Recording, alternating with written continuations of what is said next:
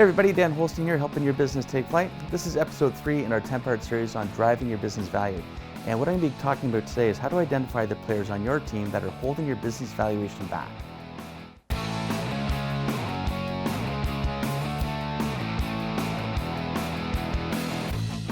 So who are the folks on your team that are diminishing your business valuation?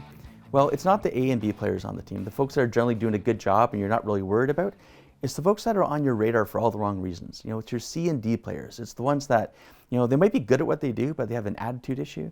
It could be your D players where they're not that good at what they do. You're trying to get their performance up and it's just not happening, and they might have an attitude issue too, right? Those C's and D's, so the ones that create friction, interpersonal issues, complaints, drama, chaos, politics.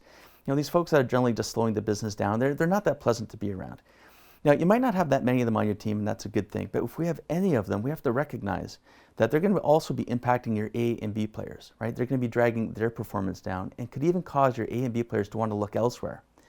Now, the reason that your business valuation is going to be diminished if you've got these C's and D's on your team is twofold. The one is that to get a good valuation for your business, one of the key metrics that a buyer is going to look at is a proven track record of high performance. If you've got low performers on the team, your performance is not where it could be. Right? So they're going to be slowing down the performance that you're developing right now. The second is when they do their due diligence and analyze the team, they're going to see how many A and B players you have and how many C and D players you have.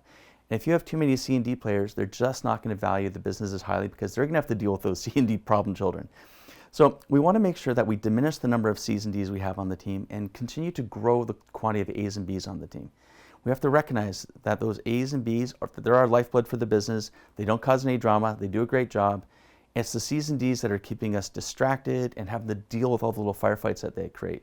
Imagine what your business would be like if you were staffed with all A's and B's. You didn't have to deal with the dramas of the C's and D's. Well, it's possible. You don't have to have C's and D's on your team. It's just that sometimes we accept it. We don't notice it. Sometimes someone goes from being an A or B down to a C or D over time. The business outgrows them. So over time, we've got to make sure that we're upgrading our team. We're making sure that we've got the C's and D's moved on. The A's and B's are being well rewarded, looked after, because they're the ones that are going to take your business forward, grow the valuation, and help you have a successful business and a successful exit. So this week, your job is to identify who are those C's and D's in your business. And if you're not sure what to do about it, I'm happy to have a conversation with you how to help them find success elsewhere. So if you're seeing this on LinkedIn, please connect with me. If this is on YouTube, hit subscribe, like, share, hit the notification bell so you can get upcoming videos as well. And look forward to seeing you next week for part 4 in our business value growth series.